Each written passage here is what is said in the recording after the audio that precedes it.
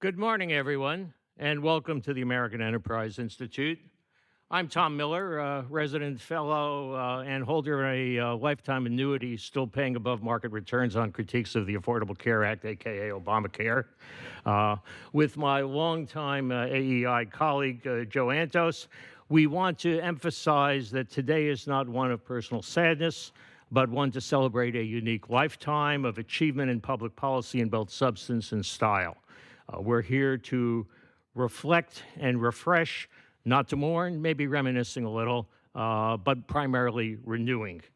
Grace Marie Turner passed away last May. She spent more than 30 years alone focused on health policy before she worked on earlier issues, national, state, and also very personal health policy issues at the consumer patient level. And she was my best friend in the policy world. Many of those in the audience today might well say the same thing. Don't worry, Joe. You're still in my top 5 in the early preseason, way too early rankings. And we'll see how today goes. In a few minutes, Joe will be talking about how Grace Marie crafted the Galen Institute and its many activities into a unique place in the health policy metaverse. This is a worthwhile time to reflect and remember that none of us have such unique policy insights that they do not build upon, modify, or sometimes just rewarm the more valuable and transformative thoughts and works of those who came before us or offered them sooner. There are a few new or original ideas in health policy by our contemporaries today. Well, maybe except for John Goodman, who apparently did invent and originate nearly everything worth remembering. But what we're trying to do today is connect up Grace Marie's lifetime of work in the policy world to the related work of those on today's panels who work closely with her in various roles, how it influenced them, and in a more forward-looking manner, what we can learn from it, and how we might adapt and apply those insights to the environment of today and tomorrow, at least until AI and the cyborgs take over fully. We have 3 separate panels who will change on the fly hockey style to move us along. Those on each panel share something in common, and they also, everyone on the stage probably could go on for hours about Grace Marie, and especially their own work, and they might want to, but we're limiting everyone to 10 minutes apiece with 3 separate moderators to blow the whistle on any low blows or delays of the game. We'll have a short question and answer opportunity for some audience feedback at the end of the 3rd panel, followed by lunch here in the AEI auditorium, courtesy of the generous support of Galen Institute, Donors LLC, and Donors Trust. We also want to note that Grace Marie's husband, Mark Noyes, is here in the audience. We hope that many of Grace Marie's friends here today will use the opportunity at lunch to share further memories of her life and career. Now I pass the baton to my colleague, Joe Antos, who will talk about Galen and Grace Marie. Thanks, Tom. I hope we're still friends at the end of this program. Galen Institute. Grace Marie actually started the Galen Institute after she started the Consensus Group. The Consensus Group was formed in the aftermath of the Clinton health care reform that failed. And Grace Marie saw, along with many of the people who have been in the Consensus Group over so many years, saw that there needed to be a market-based alternative to what was being talked about then. I think it was clear to everyone at that time that the country is ready for some big change, and the question always is, what is it? The Galen Institute, was really created as a way to help finance, help organize the many activities, but it really started with a relatively small group of smart health policy people. I think they were probably all Washington people, if I'm not mistaken. And they got together and said, well, let's do something. Their first product turned out to be an important book. Let's see, it's called Empowering Healthcare and Consumers Through Tax Reform, which was published in 1999. But the consensus group started in 1993. It's still going. The question of will it continue? The answer is yes. And the only question is, what can we do to make up for the great loss that we've all suffered because of Grace Marie's passing? I wanted to draw your attention to the Galen Institute logo because it tells an important story that I think is not widely appreciated. Most institutional logos, such as AEI's, doesn't really tell a story. This one tells a story. If you look at the dark blue design, that actually has a meaning. And what that really refers to is the fact that, and this was a very important point, I think, for Grace Marie and for all of us, that people at the lowest end of the income scale have access to insurance coverage that is in part or largely financed through the federal government or through state governments. The people at the high end of the income distribution, that's to the right in that logo, they obviously also receive subsidies. They don't necessarily realize it, but their subsidies come about because employer-sponsored coverage is tax advantaged. But what about the people in the, I wouldn't call it the middle. I think this is actually a good diagram. It's the lower middle. It's above poverty, but it's below a great job, to be blunt about it. Those are the people who, certainly in the 90s, certainly in the 2000s, those are the people who basically were on their own. If they could afford coverage on their own, they got coverage. If they couldn't, well, then they had to find something else. They had to do something else. So the point of my bringing this up is that early on, Grace Marie, and I would argue the conservative healthcare policy movement, didn't want people to be forgotten. The whole point of this was that everybody ought to have access to high-quality health care, and they ought to be able to afford it. That doesn't mean that everybody ought to get a free ride. It doesn't mean that everything ought to be paid through taxation.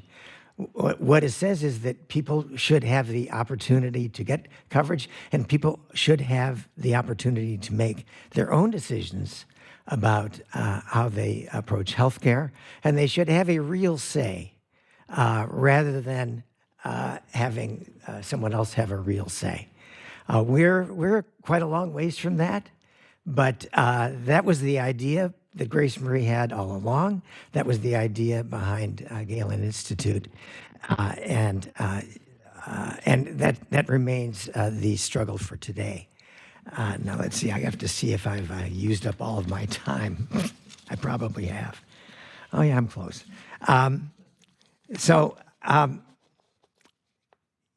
You know, I could go through the basic principles. I'm not going to do that. I think everybody who's tuning in, everybody here, knows the basic principles, basic market principles of health reform. You know, have we made progress over the years? I think we've made some progress. Have we fallen back? I think we've fallen back in other areas too. And so there's still a lot of work to be done. But I think a point that I wanted to make is that it's not just a question of we want, I'll be kind of rude about this, right-wing policies. That wasn't what Grace Marie stood for. Grace Marie stood for sensible policy, not just one brand of sensible policy. There's sensible policy on all sides of the political spectrum. It depends on your taste for what's sensible and what's not sensible. On the other hand, we don't have to really worry about that. We are now locked into a system that the question is, how do we make changes for the future? and out of those changes, improve our situation and improve not just our physical situation, but improve healthcare for all Americans. And so with that, let me just give you a preview of the rest of the day. We're going to have 3 panels.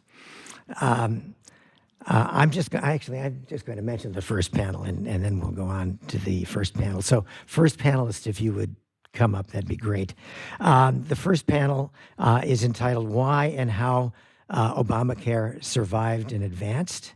And in fact, I'm going to be the moderator for this. Let me just step away and get my prop. Okay, so somebody move me to the end. Move me to the end.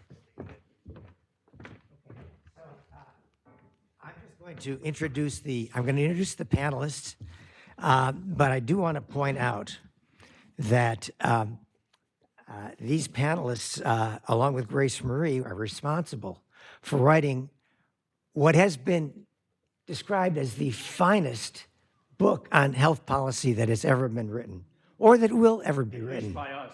Well, exactly. Well, I'm pretty sure that none of us want to write another book about health policy. We might write 500-word articles, but books are really hard to do. In any event, why Obamacare is wrong for America. This is one of the things one of the projects that Grace Marie was really passionate about, and somehow managed to get Bob Moffett and Jim Capretta and Tom Miller to contribute a great deal of work to a complicated project. Let me introduce the speakers in the order that they'll be appearing. First, Jim Capretta, my colleague. He's the Milton Friedman Chair at the American Enterprise Institute. Then Bob Moffett is a Senior Research Fellow with the Heritage Foundation. And finally, Tom Miller, Senior Fellow at AEI, and who will undoubtedly have some rude things to say about all of us. So, Bob, take it away. You want me to take it away? Okay. That's all right. No, it's all right. Oh, I'm sorry, Jim. We I'm can sorry. adjust. I'm sorry. I didn't bring my notes. It's Jim. I'll It's do whatever Jim. you want. Jim, go ahead. Sorry. Knock him out, Jim. I can only make that mistake once. Yeah, go ahead. Thank you. I guess I'll go ahead. Let's move this along. All right. So thank you to Joe and to Tom for having me on the panel. I'm happy to be here. Look, when the Affordable Care Act was being debated, it was for those of us who saw it coming, and after President Obama had won his presidential race in 2008, one could sense right away that it was going to be a pretty big event, that this was going to be something that the country was going to wrangle over. And many arguments were made pretty much from the get-go of that administration all the way through the final enactment in March of 2010.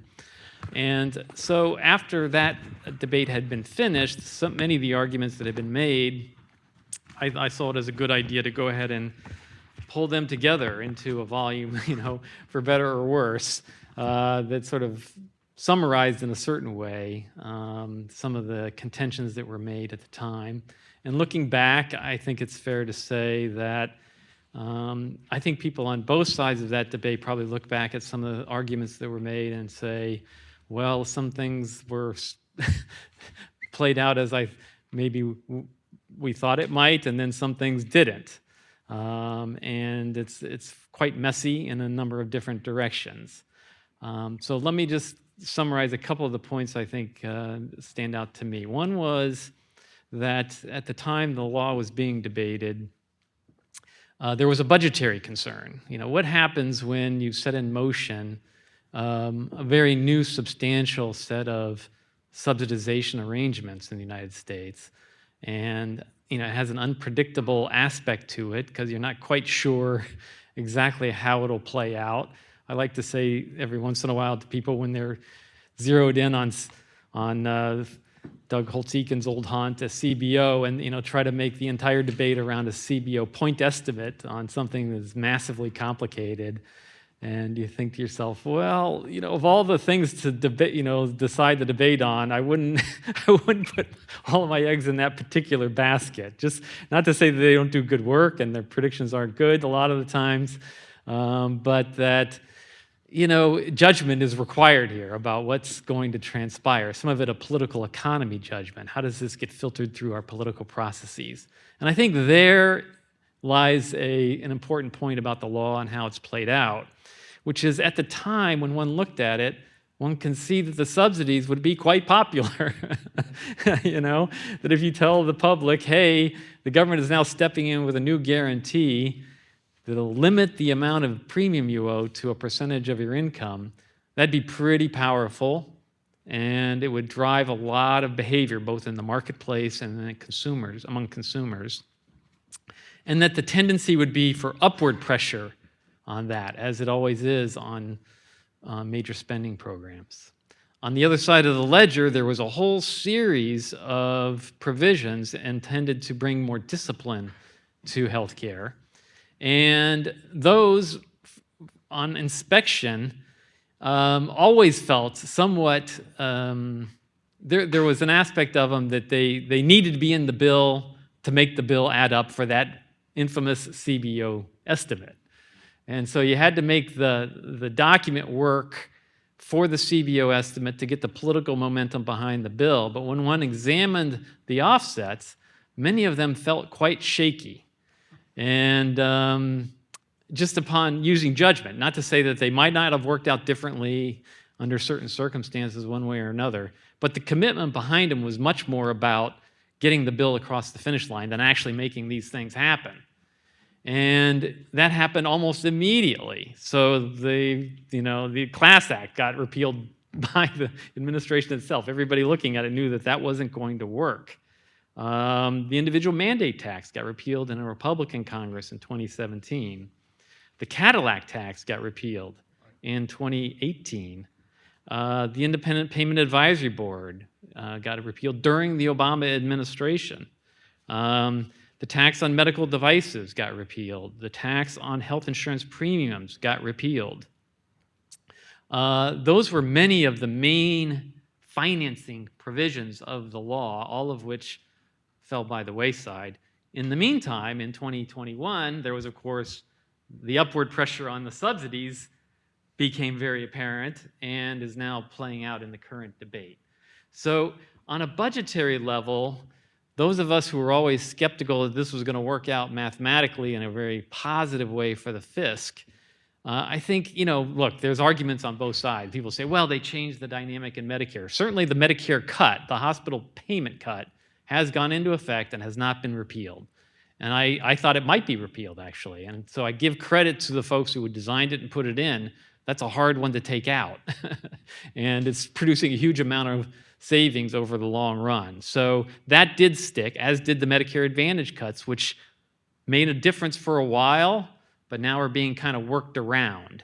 So, how does one assess this over the long run? I think the basic point of watch out, let's make sure that if you subsidize something in a big way, that you're bringing discipline that is self-sustaining also at the same time. And I always saw the Affordable Care Act as not really doing that, and I think that's still the case. There's another irony in all this. The one cut that was the most unpopular, the Medicaid disproportionate share cut, never got implemented, okay?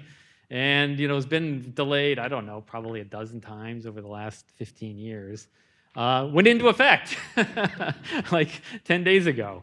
So there's lots of ironies in Washington, and that was one. Now I wouldn't. It's lasting staying power. I wouldn't put it. I wouldn't give high odds on it going on and on forever. But an ACA cut went into effect just a couple weeks ago. Now, the other point I want to make here is, and I don't want to take too long because I know to Bob and Tom, that there was always doubts about cost control. That is, beyond the financing of the bill, there are basically two theories about how to try to bring a little bit more discipline to the provision of medical services. Set aside the insurance side of the equation. Those are actually delivering care to patients. What incentive do they have to actually deliver something that they charge $120 for $80, which they probably could if they were motivated to? Is anyone going to give them an incentive to do that? Or is there going to be just a price control system, that kind of regulates it more through the public system? That's always been more or less the two choices. It's, obviously much more complicated than that, but there's two paths you can go down. And the bill, in a certain way, didn't want to pick one way or the other. It tried to sort of say, we're going to do a bunch of different things and see how it works out.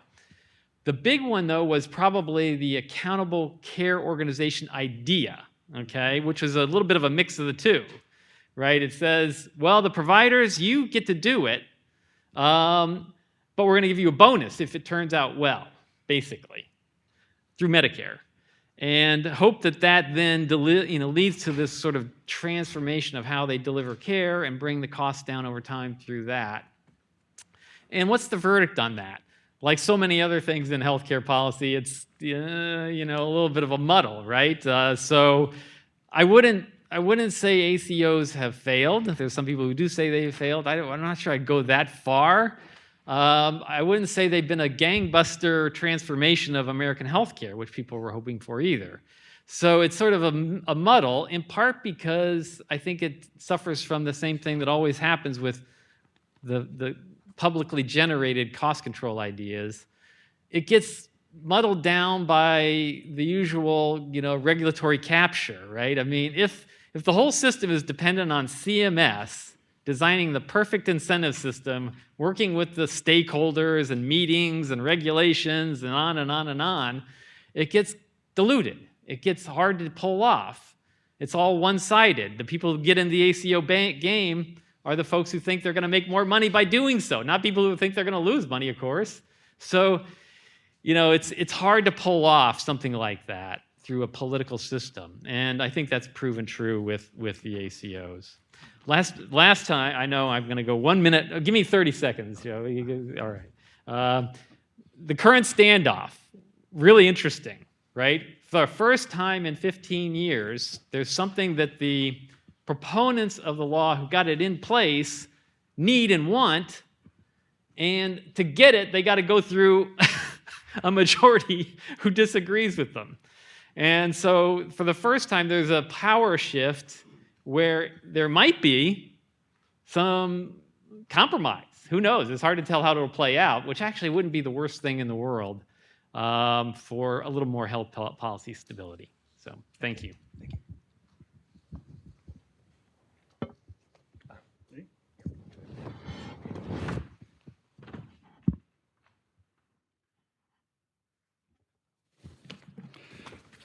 Topic of the panel is, why did Obamacare survive and advance? And I think the answer to the question is simple. It was a political failure. It was a political failure on the part of congressional Republicans. They did not prepare during the many months or even years for the opportunity that came to them with the Trump election in 2016. That was the opportunity to provide a coherent, cohesive, politically compelling, carefully crafted, and consequential alternative to what was then a very unpopular law. Let me take you down memory lane for just a minute. The law, shortly after its enactment, was profoundly unpopular. Bill Clinton called it the craziest thing, quote, the craziest thing in the world. That was Bill Clinton's judgment. Millions of people lost the coverage that they knew and liked. Politico made the point that Obama had promised that if you liked your plan, you could keep it. Obviously, that was false. And PolitiFact, normally in the liberal tank, called it the lie of the year. Health insurance premiums soared in 2014. For 27-year-olds in 11 states, they more than doubled. There was an average increase nationwide of about 53%. Over the period 2013 to 2017, premium increases averaged 105%. Lest we forget, President Obama, in selling the law, said that the average family would see a $2,500 reduction in their health care costs. Choice and competition literally collapsed. President Obama promised that this would result in a robust, private, independent market. Nothing like that took place. In 2014, there were 395 insurers in the individual market. By 2018, there were just 181. More than half of the counties in the United States had just one insurer. The American people did not expect that the law was going to deliver a government-sponsored private sector monopoly. Patients were confronted with narrow insurance networks restricting their access to doctors and hospitals that they wanted. In 2014, at the time, the law started to go into effect at the insurance provisions. The Congressional Budget Office warned that this could be a problem. Well, by 2018, roughly 3 out of 4 plans had narrow networks. Middle-class Americans were confronted by new levels of taxation. Even though President Obama had promised that no family making less than $250,000 a year would see a tax increase, there were 14 tax increases, all of which would have affected middle-class Americans. Meanwhile, as Jim Capretta points out, whole key elements of the law, big stuff, like the long-term care program, simply collapsed. The co-op plans collapsed. These very silly multi-state plans organized by OPM collapsed. And the individual mandate, which the Obama administration had said that it was going to enforce, in fact, it was more characterized by exemptions and exceptions, and the CBO reported that when they did impose the penalties, it mostly fell on families making $50,000 a year. So the result was predictable. When the Republicans had a chance, they won 63 seats in the House of Representatives. What a golden opportunity. Everything was there. The table was set. But instead, in the winter of 2017, a lot of these unresolved differences among House members surfaced for the first time. Things like whether the individual market health insurance risk rating should be reintroduced, whether in fact pre-existing condition protections would be retained.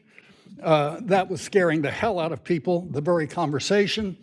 So the GOP never achieved the level of discipline on health policy that was routine among House and Senate Democrats. The result was a back and forth fight over specific provisions in the House bill.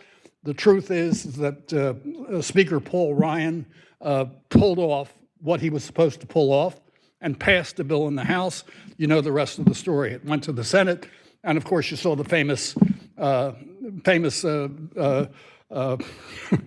performance of Senator John McCain with his thumb down, basically ending any opportunity of a House-Senate conference to fix some of the problems in the bill. This was not a policy failure on the part of the conservative policy community. It was not. It was instead a repeat of what had happened before. And then, again, going down memory lane. The Clinton plan was profoundly unpopular. The Republicans won the Congress in 1995. And what did the Republicans do? Was there a comprehensive counterattack, which in fact was the rational response? Polling at that time showed something that was really dramatic. When the American people were asked, who do you trust on health policy, Republicans or Democrats? Republicans overwhelmingly were trusted at that time by the general public. It wasn't because we did not have, and Grace Marie did not do the job as our leader in pulling together a very compelling health policy agenda for, again, in 1992 and 1993, the original members of the consensus group, I was one of them, including the late Bob Helms of AEI, they hammered out a comprehensive and very attractive health policy agenda. I'll just mention, again, for historical purposes, a universal system of individual tax relief for the purchase of private health insurance, including health savings accounts, transparent subsidies for the coverage of the poor and the sick, guaranteed renewability of health insurance coverage and portability of health insurance coverage, allowing Medicare beneficiaries to enroll in private health insurance coverage of their choice, and Medicare reform that would allow beneficiaries to keep their private coverage when they went into retirement. Grace Marie was our leader. She was a great leader. She enlisted the support of hundreds of economists committed to the principle of giving Americans individual tax relief for the purchase of health insurance, and they were the biggest names in health policy in the country at the time. Just to mention, Alan Enthoven at Stanford University, Paul Feldstein, the University of California, Mark Pauly of the University of Pennsylvania, and none other than Uwe Reinhardt at Princeton University. Again, the table was set in 1994. You know the rest of the story. There's no reason, none, for the Republicans in Congress ever to be on defense on health care. But that seems to be the default position. I don't want to bring up an unpleasant fact, but it is an unpleasant fact. And if you wanted to follow, if you wanted to follow Grace Marie's lead and keep her legacy alive, it's time to make sure our friends in the House and Senate learn to go on offense on health care. We've got a great story to tell. Thank you very much, ladies and gentlemen.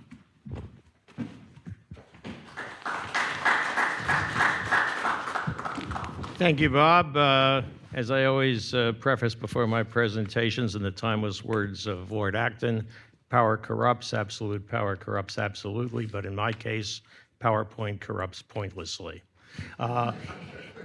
Yes, Obamacare, hell yes is still wrong for America. Now, Grace Marie had some prior history with successful book projects. Her transition from tax policy to health policy at the Galen Institute focused on how tax treatment of health insurance shaped its assorted distortions, but also offered some reform opportunities.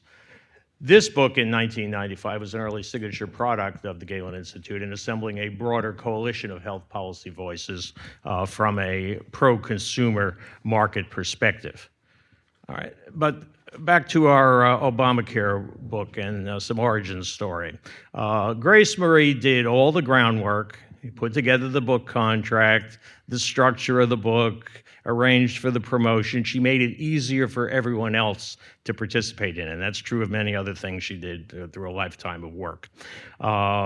She did delegate the chapters, but ensured a consistent tone and overriding message as editor-in-chief. Now, to be fair, the book is a moment in time. It was finished in late 2010, published in early 2011. Not all the assumptions and presumptions held up. And the underlying law, they didn't hold up. Why should our critique have held up? Hitting much more of a moving and mutating target. My two chapters, we did parcel these out, were to deal with basically employer coverage, a little bit of the economics, and the legal side in the courts. I was a late addition to the book. Grace Marie needed a lawyer who was used to working on a contingency fee for injured plaintiffs and aggrieved people. I and others underestimated the resiliency of employer-sponsor insurance, compounded by the limited appeal and operational incompetence of the ACA's original design, the Obama administration's willingness to deviate from the statutory framework and accommodate the status quo of assorted interest groups within the healthcare food chain. Taking over employer-sponsored insurance either too rapidly or too extensively and being responsible for the debris was one pig that the federal python could not swallow, let alone digest. On the legal front, it was a spirited and extended series of battles that almost pulled off some surprises, but a switch in time saved the ACA at the last minute. Later stage replays for smaller stakes and with longer odds provided more storm and fury, but mostly delays, if not petty harassment, rather than substantive, tangible changes. But they kept me back in the legal business for quite a few years. I was not asked to contribute to the book's policy remedies, something about Eighth Amendment limits on imposing cruel and unusual punishment on others. So, if our critiques of the ACA were otherwise so devastating and convincing, why do they come up short politically? A few shorthand oversimplifications from the sports world of the 1970s and 1980s. I'll point out I will provide an annotated guide to my various metaphors and allusions on request, or you can just keep your Google search browser open during the presentation.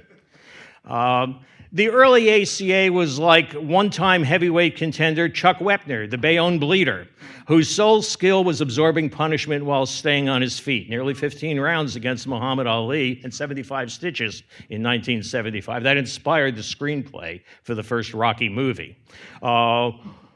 Or you might prefer the mantra of North Carolina State head basketball coach Jim Valvano in 1983 on his route to an NCAA basketball championship title through narrow late-game comebacks built on excessive fouling and missing free throws by the opponents. It wasn't pretty, but it was summarized as survive and advance. Or you go a little further back to some ads like the old Timex watch commercials in the middle of the last century. It takes a licking but keeps on ticking. Now, implementers of the ACA learn to improvise, argue in the alternative, cut their losses, and rise above embarrassments and contradictions. The power of getting permanent, albeit colorable, legal authority for executive branch discretion, written into a complex law whose wiring remained mostly incomplete and untested, priceless. The ACA could operate like an aircraft carrier platform from which to launch weapons, some of which might eventually hit the target and do damage, while the flagship was defended not just by lesser vessels, but more importantly by a bodyguard of lies. Among others, here's looking at you, Congressional Budget Office, whose longstanding love story with the ACA meant never having to say it was sorry about stubbornly unrealistic projections about the effects of the individual mandate. Now, these are just old war stories, and history is written by the winners as memories fade. More recently, the battle lines of 2025 have shifted toward a different politics of Back to the Future nostalgia. Essentially, Republican critics of what they inherited earlier this year were mostly arguing for a return to the original version of Obamacare, the pre-COVID subsidy levels for ACA exchange, with a side dose of late 1990s welfare reform on the side, minus the job assistance administrative support for Medicaid expansion populations. Democrats' healthcare nostalgia takes the form of Reagan-era trickle-down economics. Give more money to healthcare insurers, providers, and other intermediaries in hope that at least some of it might eventually reach some patients, if not the most needy ones. To update the early 1970s Nixon-era slogan about Keynesian economics, we are all healthcare redistributionists now. We're just fighting over who gets more and who gets less. All right. What did we learn, class, from this experience? Well, we know in health politics, the first rule is it's someone else's fault. We've heard that somewhat today as well. But we should have learned something more from this latest 10-year installment of our more than 100 years war over healthcare politics in the United States. Opposition for short-term political gain and temporary delay is not the same as lasting accomplishment. Festivus for the rest of us needs to become more than just the endless airing of grievances. Playing defense against new health policies not yet implanted and fully implemented is much easier than executing an offensive game plan, at least until yesterday's disruption becomes today's status quo. And that's after promised benefits have been distributed, constituencies embedded, and business interests realigned in advance. Don't overlook Newton's two physical laws of political motion. Action, reaction. For every action, there is an equal and opposite reaction. Inertia. An object remains at rest unless acted upon by a force, except the current Congress and suspended animation. So strike while you can. Opportunities do not last forever. Use leverage proportionately, purposefully, and promptly.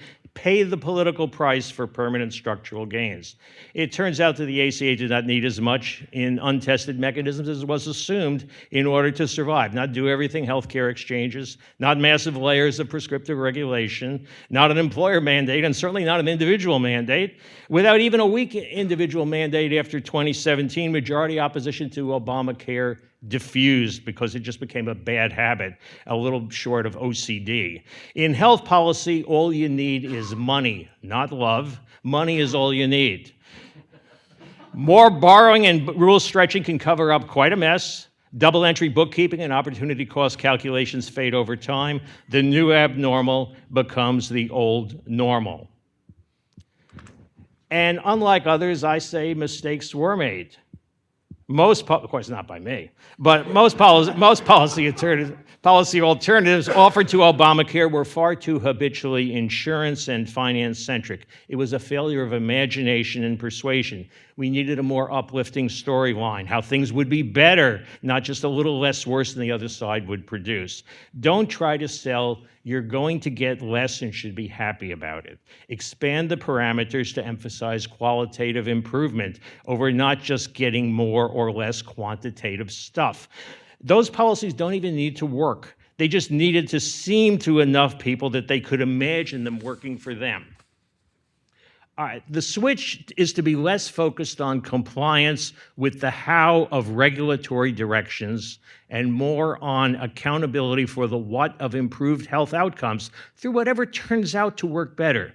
Treat the voters, though, like the patients that you have in front of you, with all of their pre-existing conditions and comorbidities. And for policymakers on the Republican side, that too often meant attention deficit disorder without any accompanying hyperactivity. But if many Americans remain rightfully skeptical that assorted third parties will carry out their wishes and look after their best interests, they also have to trust themselves to take a larger role in the medical decision-making space as patients and consumers and resist reneging on longer-term commitments when once foreseeable circumstances change.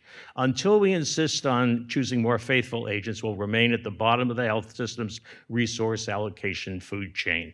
Most political engagement's underlying motivation is still the hope of altering through government action what unregulated competitive mechanisms and personal choices might otherwise produce. The underlying rationale for most government healthcare coverage and services mandates and related pricing and delivery rules is to ensure that people spend more collectively than they would on their own as individuals, while offering losing lottery tickets to many of them hoping to win big at the last minute. Healthcare spending's future trajectory will be lowered either when government officials finally prefer to spend more of other people's money on other things or want to keep total tax and borrowing rates down, or when private individuals become more willing to redirect their marginal dollars away from healthcare service purchases and instead buy something else they want to buy more. Lessening the pricing distortions of subsidies, regulation, and information suppression, bypassing or eliminating funding silos, and decentralizing spending allocation decisions can strengthen shifts in private and public demand side signals. In the short term, and maybe in the long run, we do not get the health policy we say we want, but we do get the health policy we deserve. Thank you. Is this on? Okay. Thank you very much, Tom and Bob and Jim. Really appreciate it. Let's give a round of applause to the first panel.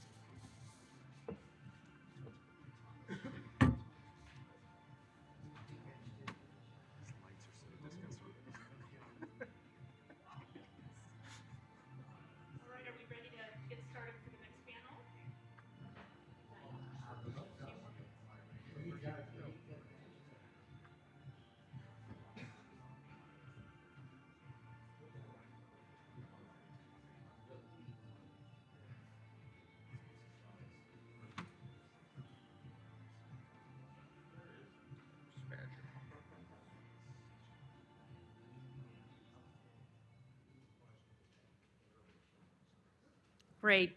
Well, thanks everyone for being here. Great first discussion. I'm going to be leading and moderating our second panel titled Today's Health Policy Challenges and Opportunities. Grace Marie was always looking ahead. She knew you couldn't wait for the fight to come to you. You had to anticipate what was lying ahead. This panel is going to look at the healthcare landscape that is before us and figure out and understand how best to navigate it, addressing not only the challenges that the country faces, but seizing the opportunities. We have three great panelists. I'll introduce each of them, and then we'll let them speak in that order. First, we'll hear from Doug Badger, who's here via video screen. So thanks, Doug, for being with us. Doug was a senior fellow at the Galen Institute.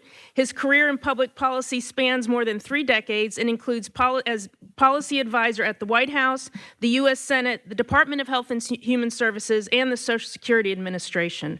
Doug will share some reflections on Grace Marie's contributions to the conservative health policy movement, how the healthcare landscape has undergone significant changes since the early 1990s of the Consensus Group, and how the ACA has contributed to, or at least accelerated, the intertwining of government and healthcare industry. Second, we'll hear from Brian Blaze, another Galen alum. Like Doug, Brian has also spent time on Capitol Hill in both the House and the Senate, as well as the executive branch in the White House's National Economic Council, where he coordinated the development and execution of a number of health policies during the first Trump administration.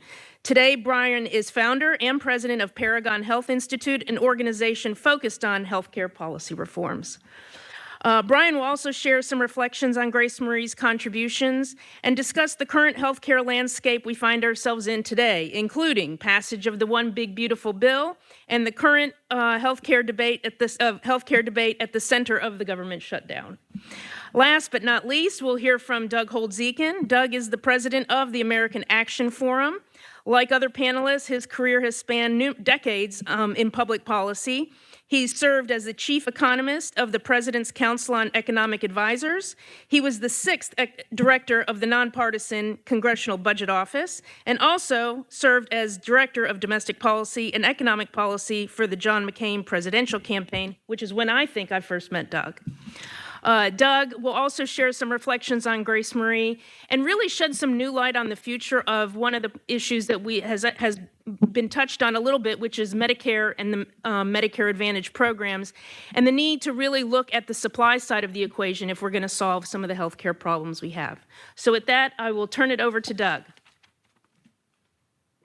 Thank you, Nina, and I want to thank AEI for allowing me to participate in this remotely, but especially for pulling together these panels to honor Grace Marie. My own enduring image of Grace Marie is a woman as humble as she was strong, presiding over meetings of fractious and mostly male egos, each convinced that he alone had a grasp on the truth.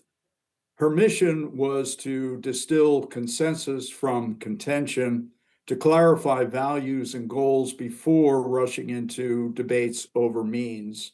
And she succeeded. She presided, but often seemed to make herself invisible. She had a preternatural sense of when to intervene and when to hold her peace. Grace Marie was one of a kind, and our grief at her passing is deepened by the fact that she will never be replaced. She believed in her bones that decentralized decision-making, a system driven by markets, was a better way to afford access to affordable health care than centralized planning.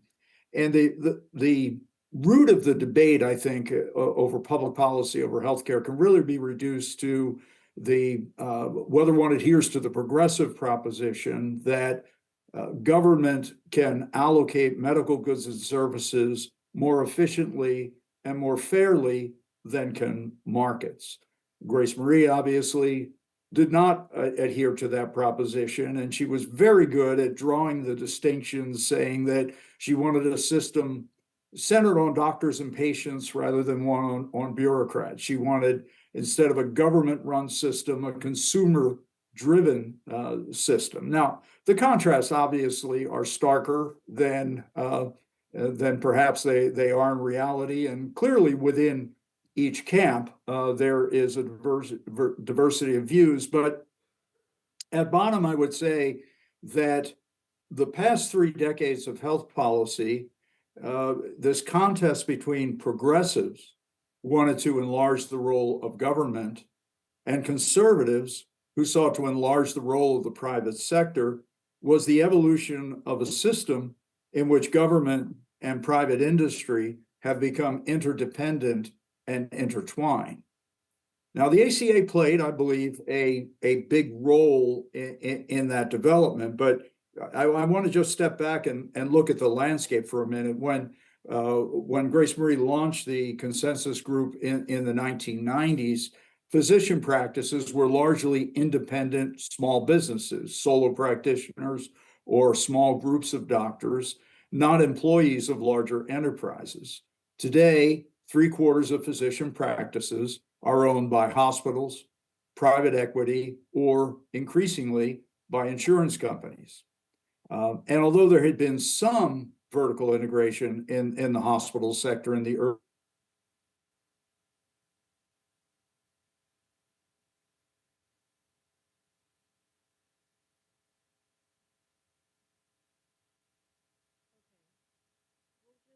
Hopefully Doug will rejoin us, the benefits of technology. But why don't we're going to wait and see if Doug is popping back. But in the meantime, why don't we let Brian stand up, and if it's okay, when he gets back on, we'll let you finish and then shift back to Doug. This is why I'm the moderator for this panel, the technology issues. Thanks, Nina. Galen was where I made my policy home after I left the White House. At that point, it was a small team of 3, Grace Marie, Doug Badger, who's having technical difficulties, which are probably his fault, and me. When we would do joint events together, Grace Marie would, of course, lead it off. Doug would introduce himself as Galen's senior fellow, and then I would introduce myself as Galen's junior fellow. Just this morning, Doug texted me reminding me that I was the junior fellow. The junior fellow without technical difficulties. Not only did I love working with them, but I grew to love them both. I also learned so much from them on how to do professional work and how to do it with a positive disposition. Paragon really grew out of Galen. Grace Marie provided me with counsel leading up to the launch of Paragon and then afterwards. She helped me numerous times when difficult issues came up, and she was always there with an encouraging word. Her last email to me before she got sick was full of encouragement about the Paragon team. She was also an exceptionally gifted communicator and writer. And even today, when I write, I hear her in the back of my mind. Don't split up verbs. I thank AEI for putting on this event today to honor Grace Marie, but also to proceed with exchanging ideas related to our important work of advancing a market-based health reform agenda. The number one problem in healthcare is exceptionally high hospital prices and the massive amount of waste throughout the system. These problems are not innate features of a healthcare system. They are the result of government program design and its prevailing feature that we pass costs to others or give the appearance of passing costs to others. Like when people talk about the employer contribution to health insurance as if that's a gift from employers, rather than the reality that is part of our compensation that employers direct to a health plan. The system profits off of inefficiency. Often cutting costs can mean lower reimbursement and lower profits. So costs rise to match inefficient payment structures. Let me give a couple of examples. I'm going to start with Medicaid. The general view on Medicaid over 50 years is that it has been a poor payer. You've probably heard that it's a program for the poor and has been a poor payer, paying much less than Medicare and much, much less than commercial payers. That's not true anymore. The core feature or bug, depending on your view, about Medicaid is that the government provides an open-ended reimbursement of states' expenditures. States spend more, the federal government sends more to the state. Accounting gimmicks like provider taxes have been around for about 4 decades as states seek to obtain federal funds without actually making any real state contribution. Just within about the last 6 years or so, the state schemes have gotten really abusive. Using a mechanism called state-directed payments, states order insurers to pay providers, mostly hospitals, Medicaid payment rates that are at or approaching average commercial rates. Average commercial rates are nearly 3 times what the Medicare program pays. So the Medicaid program in most states is now a much better payer than the Medicare program. And as Medicaid links prices to average commercial rates, that increases prices in the commercial sector as well. At Paragon, we have coined this apparatus legalized Medicaid money laundering. I think Grace Marie would have enjoyed how we were able to communicate the perversity behind Medicaid financing and how many members of Congress internalized Medicaid money laundering as the policymakers debated the most important Medicaid reforms, perhaps ever, in the debate over the One Big Beautiful Bill this spring. Medicaid money laundering is particularly perverse when states can obtain 9 federal dollars for every $1 of financing raised with these gimmicks. The interaction of Obamacare's financing with the legalized Medicaid money laundering apparatus is the core reason why the entire economic burden, if you measure it as a percentage of GDP, of Medicaid's dramatic growth over the past 15 years has been borne by the federal government. The One Big Beautiful Bill went as far as politically possible in restricting states' ability to engage in these legalized money laundering tactics by adopting an Obama proposal to phase down provider taxes and limit Medicaid payments through these state-directed payments to no more than Medicare rates. They are important structural entitlement reform that it's vital conservatives hold. Conservatives did not fail to address the moral inequity with the federal government providing, on average, 7 times more funding to states when they spend $1 on able-bodied working-age adults than traditional Medicaid enrollees, people with disabilities, children, and seniors. We must remain vigilant to continue to emphasize how this feature means that this safety net program prioritizes the able-bodied over the most vulnerable. On Obamacare, first panel discussed this. We are in a battle right now over the enhanced subsidies. One of my most important papers for Galen was an analysis of the enhanced subsidies back in early 2021 when they were being proposed.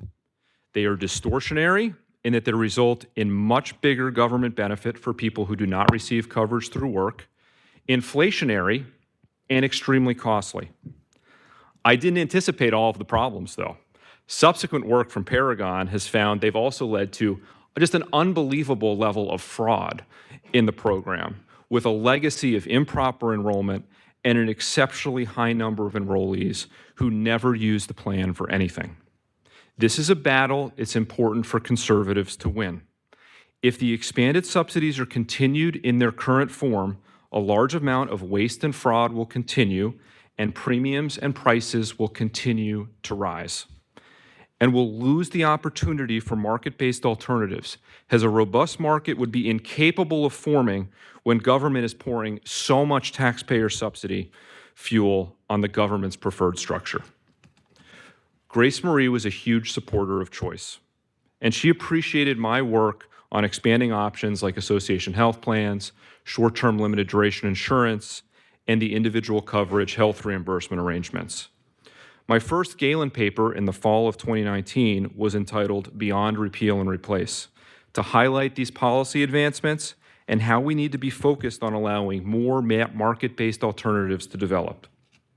I got my start in health policy with a graduate fellowship at the Heritage Foundation. Another man I love, Bob Moffett, gave me my first job in health policy. In that role, they had the fellows meet for lunch with all the leading free market policy leaders. So I was able to meet and have lunch with many people speaking at today's event, including Grace Marie. She gave me a copy of the book she edited. It came up in the first panel, Empowering Healthcare Consumers Through Tax Reform. The central point of that book made the case for reforming the exclusion of employer-sponsored insurance. I took away the message that a primary policy aim for conservatives was to reform the exclusion. When I was fortunate to be in the White House and leading the regulatory work to create the individual coverage HRAs, I conveyed that Chapter 1 of conservatives' ideas for health reform was empowering employees and reforming the exclusion. To deal with the problem that the exclusion favors employer-selected coverage, individual coverage HRAs permit employers to provide tax-preferred contributions that workers can take to buy a plan in the individual market that works best for them. Unsurprisingly, Grace Marie was very encouraging about these efforts and the rule. There is much more work to be done to build on ICHRAs and advance defined contribution health insurance in the U.S., work that I feel Grace Marie encouraging us to do.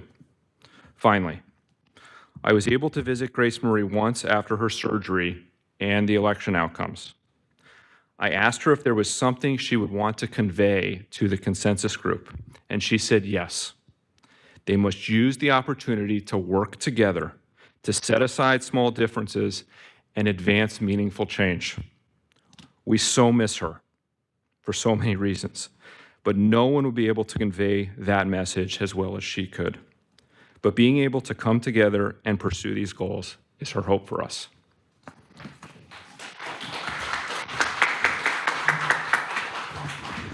Why don't we have Doug Holt-Zeke and go, and then we'll, at the end, wrap up with Doug Badger.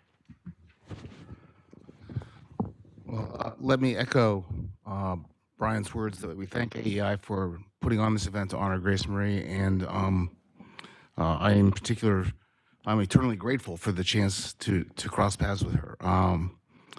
That began when I became director of the Congressional Budget Office. I got a phone call from someone leading conservative thinker and said, "You need to talk to Grace Marie Turner." I was like, "Oh, okay. Who is she? Why?" "You'll figure it out. Go have lunch." So I went to lunch and sat down, and this extremely gracious, extremely sweet, soft-spoken killer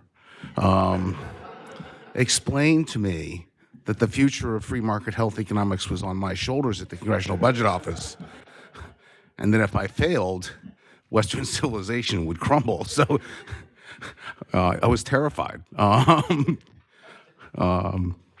But this was all done in the context of the Medicare Modernization Act, which brought to us the Medicare Part D prescription drug program, founded on fundamental principles of competition, private sector negotiation, and it brought us the Medicare Advantage program, which harnessed the power of private insurers to deliver a comprehensive benefit, something the rest of Medicare did not do. And it may not have been everything she dreamed, but I was extremely proud of the MMA and the work that went into it. I'd done a little bit of that work at the White House and then at CBO when it came out, and have watched those two programs with tremendous pride over the years. I've told people, honestly, I'm more proud of them than my children because they perform better on average. But there has been backsliding. I mean, there's been a conscious effort, I think, to undercut both the market-based foundations of both those programs. It's a deep concern to me, and something that I think concerned Grace Marie as well. Now, when I was putting together my notes, which I really spent hours on for this, I managed to not even have any entry for the Affordable Care Act, which is a tribute to the power of PTSD. I had spent 2007 and 2008 as the policy director on the McCain campaign, where I sold him on the virtues of reforming the exclusion eliminating the exemption from taxation of employer-sponsored insurance and ensuring his electoral defeat. It was. I ran into Glenn Kessler, who ran the fact check operation at the Washington Post for years and years and years. And this was only a couple of years ago. And he said, "Congratulations, you're still the record holder." I said, "What are you talking about?" He said, "You remember that ball of twine unraveling? It's still the most run political ad ever," which tells you it works. And I think it remains a challenge. And I applaud your efforts in this front. That is a fundamental distortion. Grace Marie pointed to it every time as the fundamental distortion in the system, and we need to find a way to take that on. The other parallel in our lives is that the experience on the campaign and the looming debate over the ACA caused me to start a think tank, and I spent the early years of the American Action Forum essentially trying to throw our body against the passage of the ACA, and was just as successful there as I was with McCain. I learned a lot from her during that period, and I learned an enormous amount about her perennial optimism, and honestly, is one of the most important figures in my health policy career. There's no question about it. There is a mystery, though. So maybe someone who was there at the beginning can explain why it's called the consensus group, since it never reached consensus. Always confused me. But I just wanted, there were some bookends to my experience with Grace Marie. It began with the Medicare Modernization Act and Medicare Advantage. And the last event I had the privilege of doing with her was at Catholic University, discussing a chapter of a book I'd written for Bob Moffett on Medicare Advantage and how it could protect the taxpayer better than traditional Medicare, how it could deliver higher quality care at a lower cost than what we were seeing in Medicare. And Grace Marie was an extraordinary proponent of continuing to push reforms that would support Medicare Advantage and recognize it as what is now true, the largest platform for the delivery of Medicare to America's seniors that has overtaken the traditional fee-for-service system. And that's a real opportunity to expand on her legacy and a real opportunity to improve healthcare in America. Medicare Advantage, everyone will see the back and forth over the value proposition and Medicare Advantage versus fee-for-service. The right way to decide value is to see what people pick. And people pick Medicare Advantage. Given the choice, that's where they're going to go. And I think that's a powerful testament to it. It has a tremendous advantage in that it is different everywhere in the United States because it can be. And it can shape itself to the comorbidities in the population, to the delivery systems that are available. It has the tremendous advantage that if you don't deliver, you go out of business. And there's nothing more important than the discipline of the market on healthcare, and we don't let that happen. And Medicare Advantage is a place where we can make that happen. And I think we have really two main challenges. Challenge number one, Nina mentioned at the outset, which is expanding the supply side in every way possible.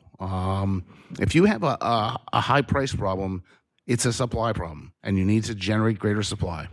And we limit supply in so many ways in the United States by limiting the sites of service, by limiting the scope of practice, by limiting the number of people.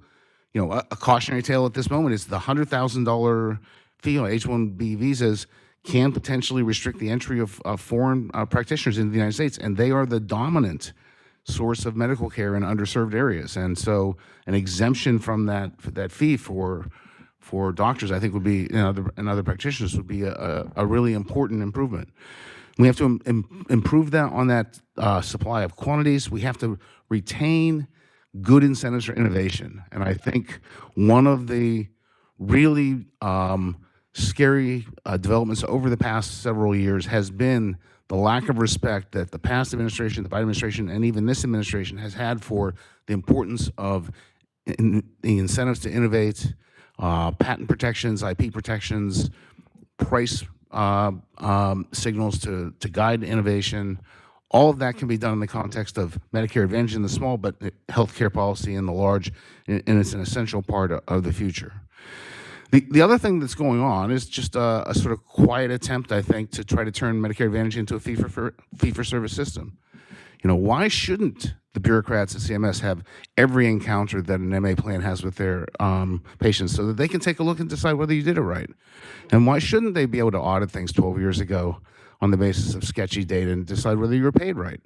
And why don't we just turn it back into a fee-for-service system?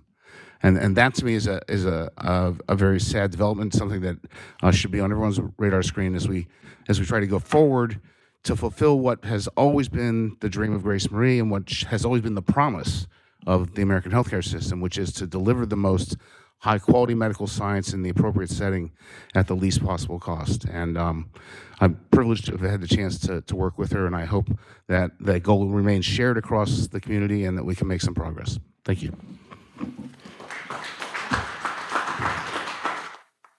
Welcome back, Doug. We look forward to having you wrap us up here.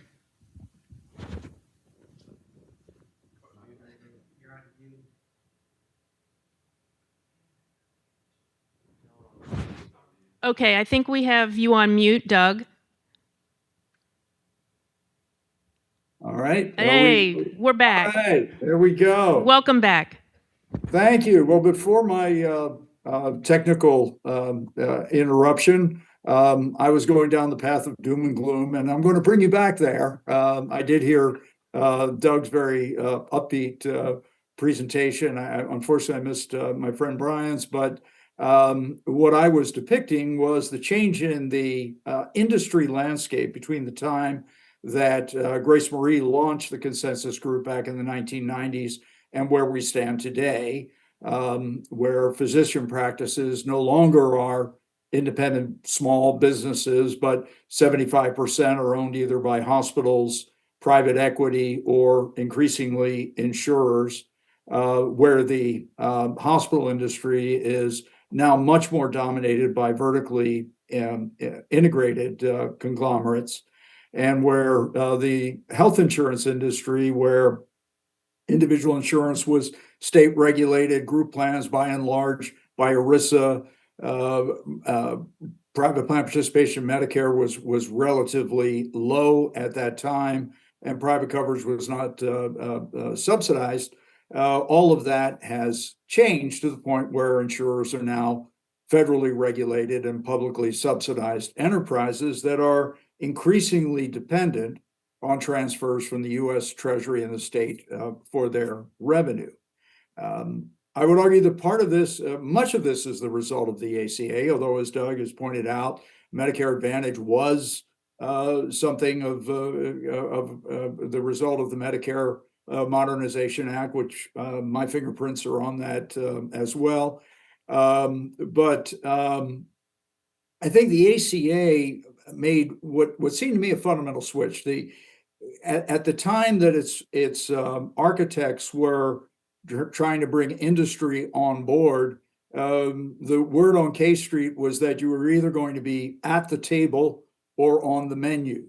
That is to say, there was a blatant acknowledgement that there were tens of billions of dollars in revenue that would be coming to these industries, and they would be expected to come up with offsets from within their industries to help pay for the bill. As Jim Capretta said, most of these, the tax on premiums, the tax on medical devices, the Cadillac tax, et cetera, were repealed, but that intertwining, that relationship between government and industry, I believe has proven quite durable. I'll just illustrate this at a high level with the insurance industry. According to analysis of regulatory filings by Mark Farrer Associates, MA plans, Medicaid MCOs, and sellers of individual insurance booked $826 billion in premium revenue in 2024, most of it the result of direct transfers from the U.S. Treasury or from the state. So given the amount of government money at stake, it's no surprise that Republicans faced fierce and united industry opposition in 2017 when they proposed to repeal and replace Obamacare, and today as they seek to restore original recipe Obamacare subsidies. Under the original Obamacare laws, insurers would book $1 trillion in revenue over the next 10 years in transfers from the US Treasury, most of which they will dole out to hospitals and physician practices, most of which are either owned by hospitals or payee or by the insurers themselves. And if the temporary subsidies are made permanent, that would increase by $450 billion. So there is a stake. There's market cap and stock prices and so on and so forth at issue today. And I agree with my friend Bob that there certainly was a failure on the part of Republicans in Congress to repeal Obamacare. But I think we need to appreciate the sorts of headwinds they faced then and the headwinds they're facing in this moment during the shutdown. So I would argue that the results of the ACA over the past 3 decades or so of federal health policy is a mixed bag. The ACA did reduce rates of uninsurance, and I think we need to acknowledge that, even though we don't agree with the way that they went about it. It did do that, but it made care less affordable. And if you doubt that, consider that we're entering the 3rd week of a government shutdown because Republicans won't increase subsidies for a product that Democrats insist is affordable. Yeah, don't have to subsidize affordable things. But in writ large, progressives got a much larger and more dominant role for government in every sector of the healthcare industry. Conservatives preserved a private sector, including the participation of private plans in Medicare and Medicaid. And Doug has spoken quite eloquently about the importance of MA. But they both got something very different from what they bargained for, a system in which government and industries are entangled in ways that few envisioned, no one especially likes, but that a $5 trillion industry whose revenue increasingly depends on government transfers will defend to the death. Going forward, if Grace Marie's goal of consumer-driven healthcare faces stiff headwinds going forward, the inseparable bond between government and industry is bad news for single-payer advocates as well. In single-payer systems, government regulates supply. In the US system, government stimulates demand, and there are an awful lot of industry players who have figured out how to separate the US Treasury from its money. Congress failed to repeal and replace Obamacare with whatever it is they were proposing to replace it with. I think it is unlikely that they will repeal and replace it with Medicare for all. So if Grace Marie's vision of a market-driven system seems to be still out there somewhere on the farther horizon, it's also unlikely that we'll realize her worst nightmare, which was a single-payer system. Thank you, Doug. I think we are going to wrap this up, save questions for the end of the full event. So thanks for joining us, and thanks to the panel for all your great comments.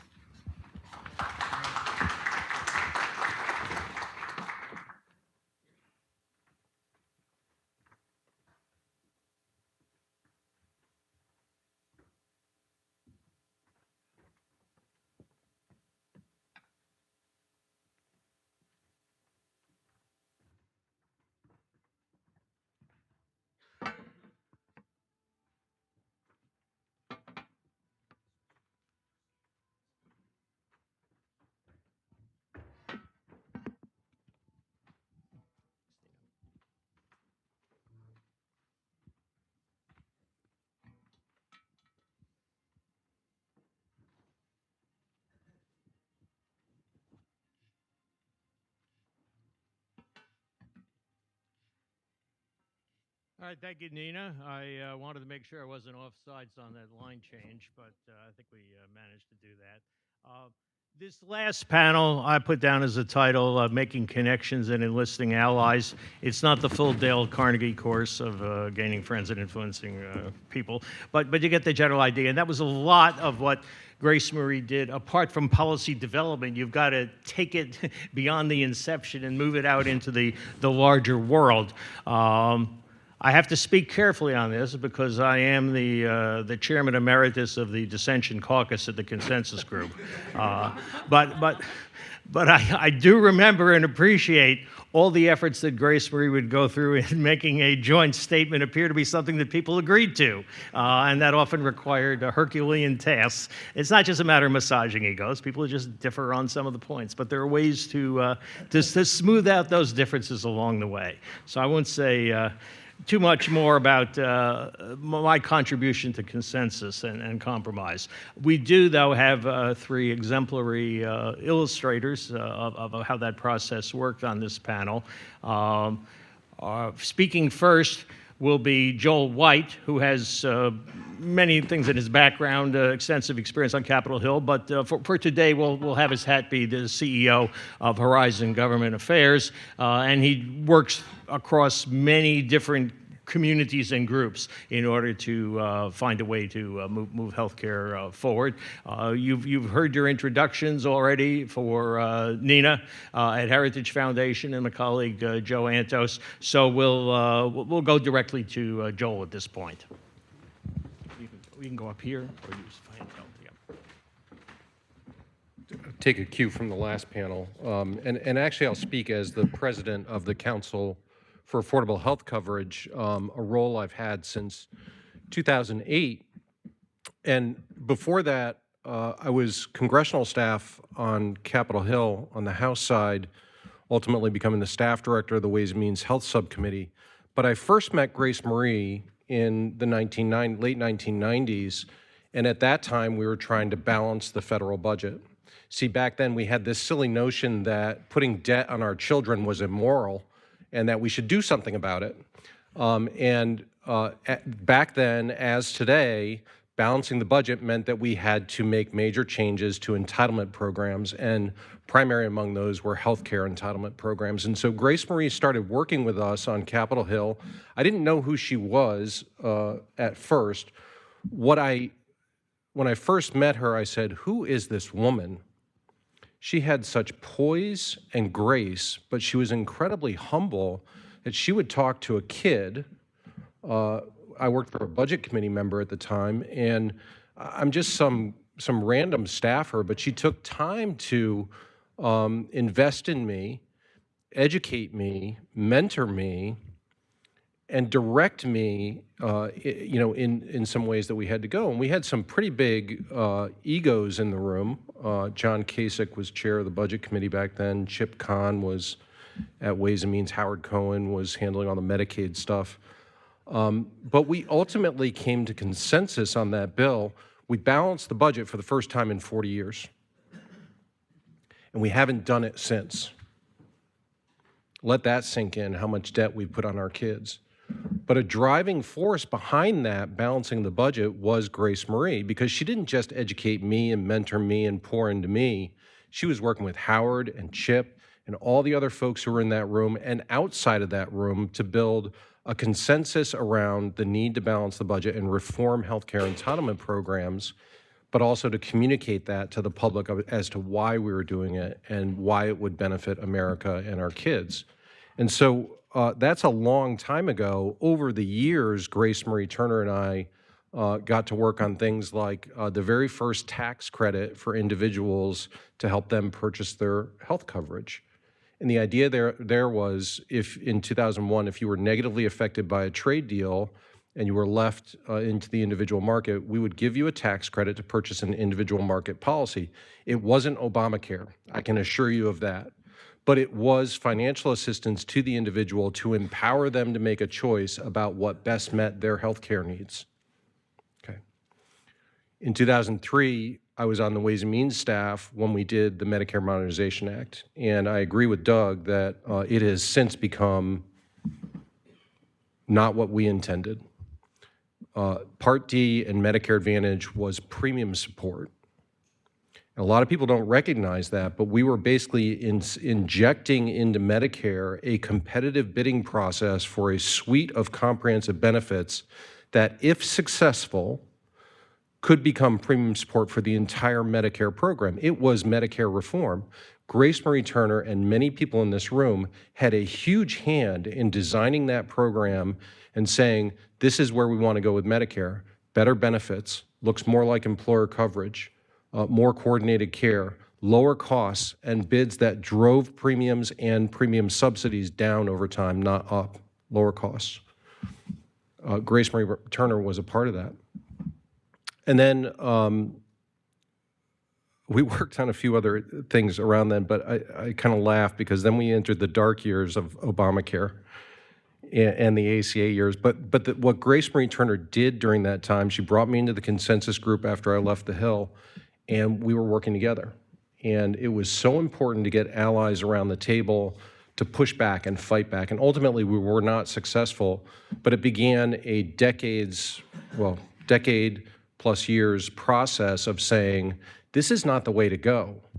And I think just to spend a little bit of time on this, because I do think conservatives have an opportunity to change the program and to remake the market and shape it in a more consumer-driven manner. Because that was important, that is important to consumers. It's important for our country to drive down costs, but for consumers to have lower cost plans. And it was core to what Grace Marie Turner believed. She believed in freedom, and at the core of that was the consumer. Never forget the patient. So right now, in our quest for kind of world-class coverage, I think Obamacare is failing miserably in many respects. It is very expensive coverage that is heavily subsidized, and it is inferior coverage. In short, Obamacare is junk insurance. And by that I don't mean that the coverage isn't comprehensive. The coverage is very comprehensive. It's also very expensive. That's why you need to subsidize it to get people who otherwise wouldn't buy that product to buy that product. Since its enactment, premiums have increased by 100%, compared to 40% in the employer market. Deductibles have doubled. And this is the really insidious fact about Obamacare, is that people say it's absolutely essential to have coverage, and that those premium subsidies make that coverage affordable. The average deductible in Obamacare for the silver plan, second lowest cost silver plan, is $5,000. The typical American has $400 in their bank account. It is not affordable to have a $5,000 deductible and a premium that's doubling since enactment, because the consumer ultimately can't get the care they need. And the second thing about Obamacare is not just the deductibles that's restricting access to care, it's the narrow networks. And GAO and others, Paragon, I think, has looked at this and said these networks are extremely restrictive. So even if you can afford a $5,000 deductible, which is where most consumers are in Obamacare, you may not be able to access a doctor. You may not be able to get your drug. And so this is really junk insurance, which we will never get away. The individual market is a residual market. It will always be with us. There are people who lost their jobs and no longer have employer coverage. They are self-employed entrepreneurs who need individual coverage. So we can think of a better market than what's been designed, and we can think of a market that's much less expensive. The challenge, I think, and I believe this was done by design, is that Democrats have been very good at getting people one-way streets into government-run coverage. And conservatives have been less successful at designing two-way streets back out of that coverage. And so what Obamacare did was it subsidized the individual market. It put mandates on the group market, but didn't subsidize the group market. And so it made it very expensive for small businesses to offer coverage. As a result, small businesses, 50% of whom used to offer coverage pre-Obamacare, Just a third of them offer coverage now. Where did those people go? 40% of exchange enrollees are from small businesses, and about 6.5 million small business employees are now in Medicaid. Okay, driving people into that government-run coverage. The tragedy here is that we could spend 2/3 less on Obamacare subsidies, keep people in private coverage, and they would have lower deductibles and better access to care than they currently have in Obamacare. So there's a massive opportunity to highlight these problems. There is a massive opportunity to explain the solutions. And that's what I think Grace Marie Turner was so good at. She brought people together in the consensus group. There's big ideas there, sometimes bigger egos.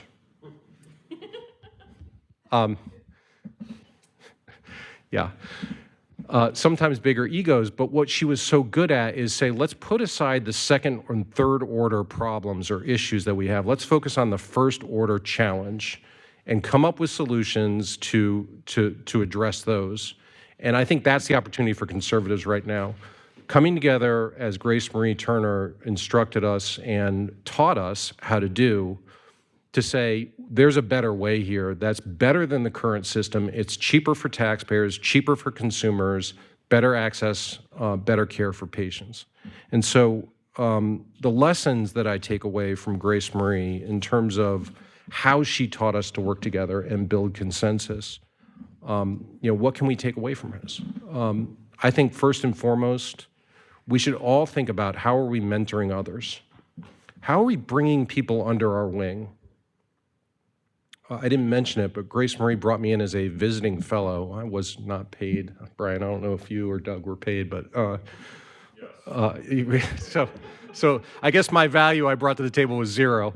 But for a couple of years, I was a visiting fellow. In that time, what Grace Marie Turner did was she mentored me. She taught me better writing skills, better communication skills, better idea generation, et cetera. The second thing I think she taught us was educate ruthlessly. And educate everyone you can, from the intern on the Hill all the way up to the President of the United States. And she did that every single day. The third thing I think she taught was we've got to be better communicators. We, as conservatives, too often produce the spreadsheet and go after the head, not the heart. And so we need to take away from our spreadsheets the impact that this has on a typical patient sitting in Des Moines, Iowa, or Sacramento, California, or Washington, D.C. And then we've got to explain in real terms how it improves someone's life. And then finally, and the most important lesson from my perspective is we've got to work together. We got to lay down our arms as conservatives and say, no, we believe in freedom, we believe in markets, we believe there's a better way here, we've got better ideas. But we won't get those done unless we work together. And that's what Grace Marie Turner taught me. Thanks. I'm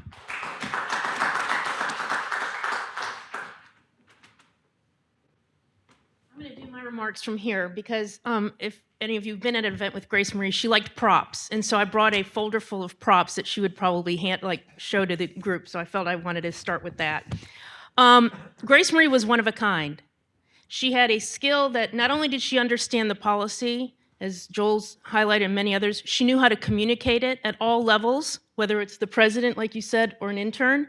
And she also knew how to uniquely bring people together of all stripes and sizes and colors. When I was asked to do this panel, I was trying to think about what is really her lasting impact? What is her contribution, looking back over the years? Thankfully, I have a library here at the Heritage Foundation and Bob Moffett, who, as he noted, was one of the original members of that first consensus group. And so he gave me this huge binder that Grace Marie had put together. Thankfully, he has two, so now I'm the owner of the second one. And really, it was very interesting to kind of thumb through it and see what's there. One of the things I wanted to do was read from the original the vision statement that she put out that was signed by the original members. You won't be surprised that it sounds a lot like where we are today. The U.S. does not have a properly functioning healthcare market for healthcare, and the financing system needs reform. Distortions must be fixed to gain equity, efficiency, affordability, and broader access to quality healthcare. But rather than replace the current structure with a government-driven system, we propose a mechanism to achieve genuine reform by creating a competitive consumer-placed marketplace. The federal health policy should focus on fixing incentives in order to promote a properly functioning market for medical services and health insurance coverage. So amazing that in 1993 and 94, the same vision that she helped put together is still what we think about today. As looking through there again, one of the things that was very interesting is there were a list of principles that she had. I think there were 7 or 8. Bob actually mentioned several of them. I won't read through them here. And she also listed a whole list of recommendations that they had put together. I think there were 5 of them. Again, very similar to what we hear a lot of what conservatives talk about today. She also had an entire media strategy, as you would not be surprised, whether it was editorial boards, op-eds. One of the first op-eds was at the Wall Street Journal, where I think the title was, "It's the Tax System Stupid?" And she also, as Bob identified, I was overwhelmed. Pages and pages, I think 5 pages of economists across the country, from universities to other think tanks, who signed on to a petition talking about the need to reform the tax system and the health insurance in our country. So when looking at that, I realized that was the beginning of a template that she used in a lot of her efforts in building consensus. That original document grew, as did the people that were part of that organization and that group. Very loose fit, not anyone had to sign or give blood, but you just were part of the group because Grace Marie invited you to be a part of it. In 2001, when I started at the Heritage Foundation, I was invited to one of these consensus group meetings. It was focused on mainly just the think tanks in the Washington, D.C. area, but many of the names that have been mentioned today were around the table. And I sat in awe as Grace Marie handed out a document that she had, I think, set on there version 5. And she went through over a 2-hour period at old AEI building, where she went through line by line with people and asked if they didn't like this word, what word would they recommend? So hours went on, and I was literally in awe. A document did come out, and people did sign on, maybe not all, but a good number, the majority. And that was really what she was trying to accomplish. The next big area that has been noted briefly, but I wanted to dive in a little more, is her efforts, probably just as significant as the original consensus group, was what she deemed Healthcare 2020. After the failure of repeal and replace, as she had kept this consensus group together, she really wanted to make sure that she kept the spirits up.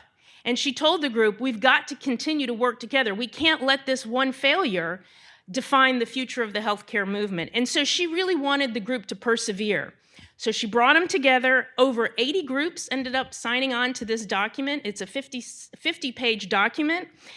It rallied around 3 key principles. 1, personalized care that puts patients and doctors in charge.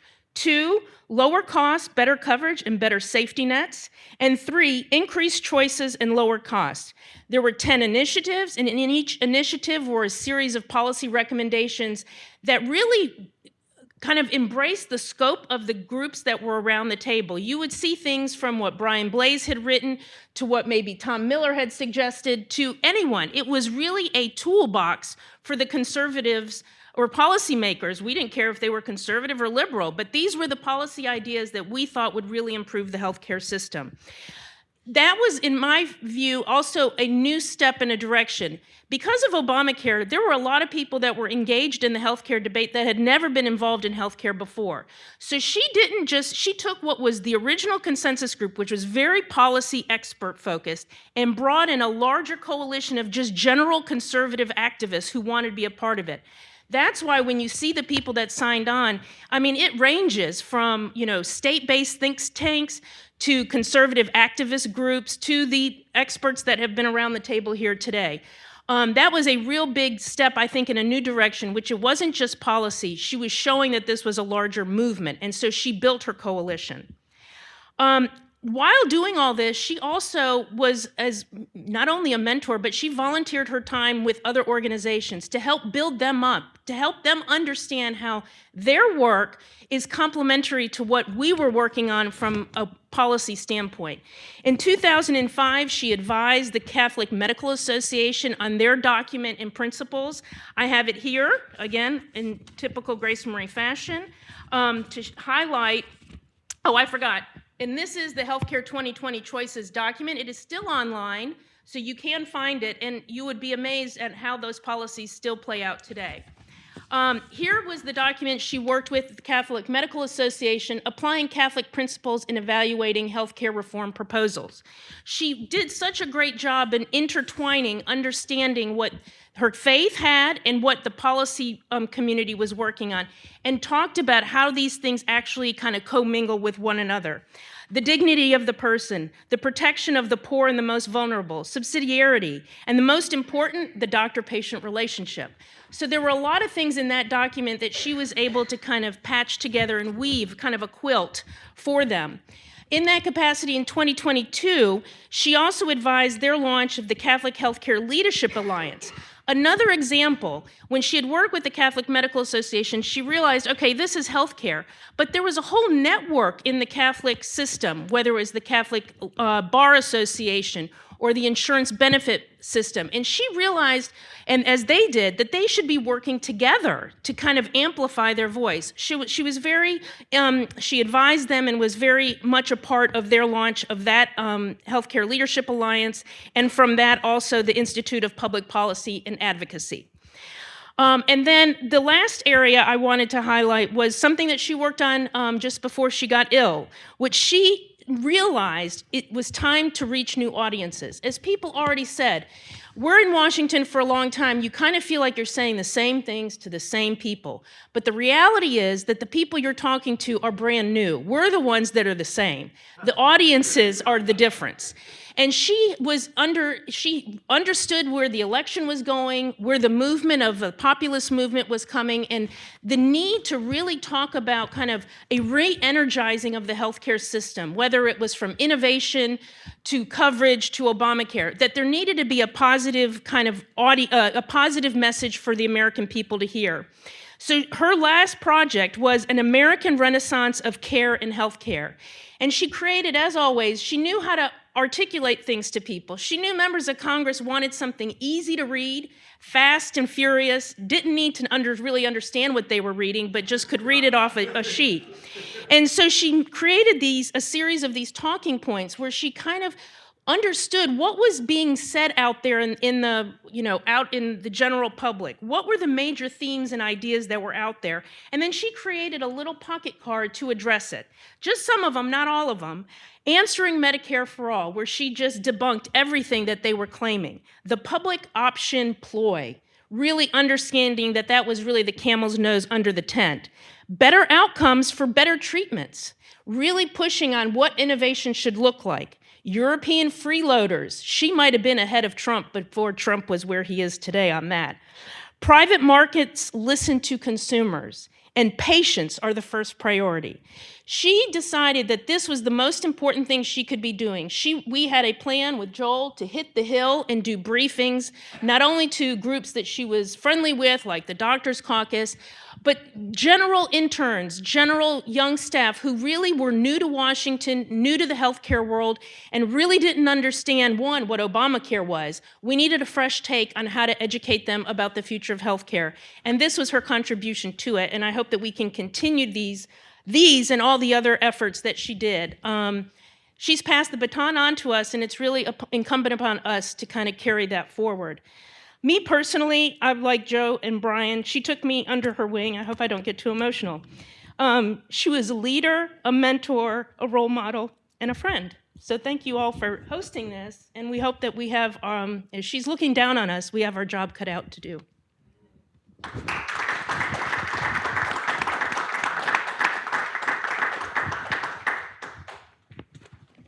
Well, I don't have too much to add to that. That was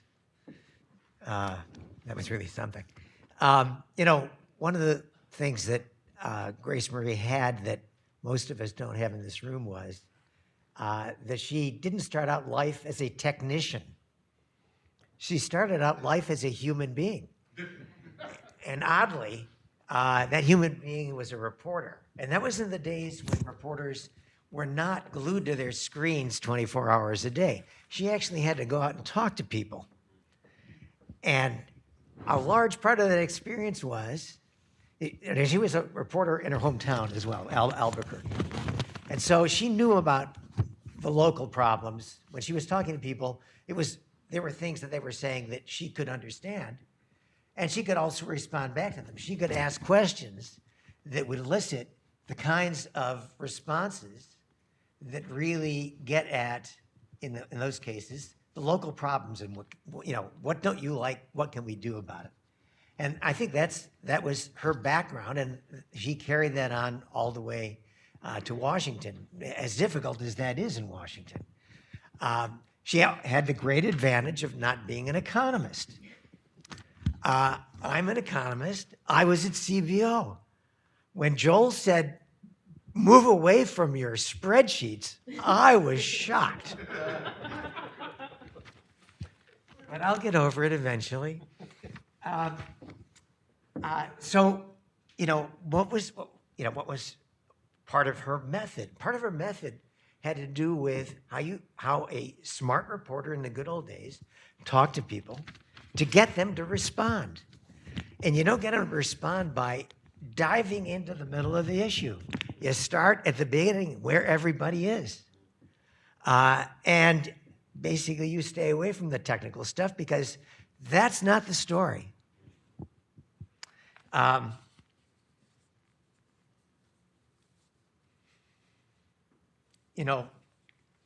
of it,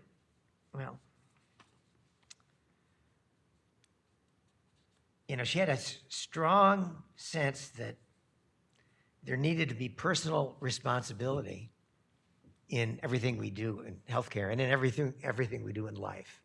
And I think that is the common view that the average American has. They accept that. They don't need to be told that. By and large, they were raised that way. And so when you have people from Washington telling you that you're going to get something for nothing, well, if you're a little cynical, you'll say, well, that's baloney. There is no such thing as something for nothing. But if you're the average person who, unlike everybody in this room, is not that cynical, well, I'm speaking for myself now, they might actually accept that, especially in healthcare. The average person has no idea what their premium is if they have employer-sponsored coverage. Why is that? Well, we used to get pay slips in paper, and we would be aghast at the low dollar amount. But somewhere there was a deduction for health insurance. Well, we don't get that anymore. I can tell you confidently that I don't know what my health insurance costs me. I'll bet nobody else here does either, except maybe Ed Heiselmeyer. We'll discuss it later, Ed. So a lot of what Washington has been able to do to us, and we are part of Washington, so we're all guilty, is conceal the reality of healthcare in this country, at least on the financial end.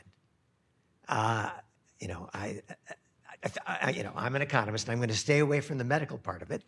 I have my own opinions about that, but clearly on the financial end, all of our institutions make it very difficult for the average person to understand what did we buy, what did I buy, and how much did it cost me? And do I want it anymore?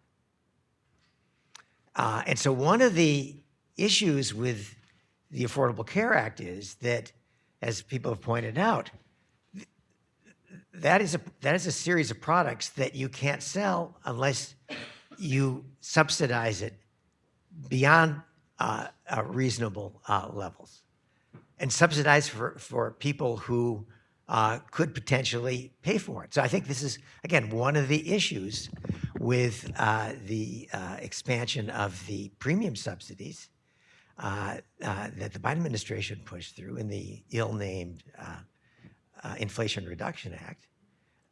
was to eliminate any financial responsibility for low-income people. Now, I don't think that low-income people, especially people at the poverty line or close to it, I don't think they should be paying a lot of money. But because they're not paying anything, they can be signed up for insurance by brokers who have a financial interest in that. And they don't know that they've been signed up because, of course, if anybody's communicating with them, it's through a computer, and so they don't have a piece of paper, and so they're not looking at it. I would be the same. But also, nobody's taking any money out of a check. And so they can't notice it because nothing changed. And when nothing changes, it will continue, whether it's good or bad. And this is a lesson that I think Democrats should learn as well as Republicans. Democrats certainly can't be completely happy with the amount of money that we're spending and the poor results we get. They are the ones, after all, that have complained for years that we pay too much and we get too poor results. Okay, we got you. And what did you do about it? Well, that isn't really a line that Grace Marie would use, but it's a line I would use. In any event, I try to learn a lot from Grace Marie. She tried to teach me a lot. I have a hard head.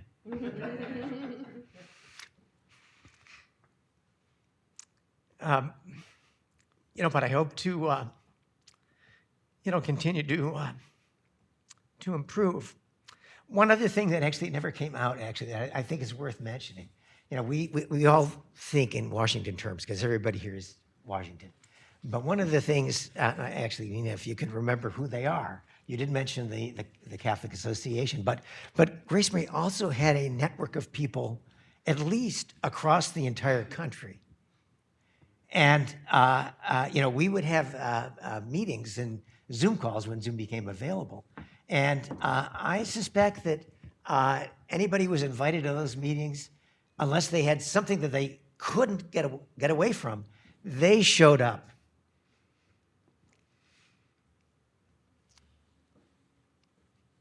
So that's pretty remarkable. But it goes back again to who Grace Marie was in the first place.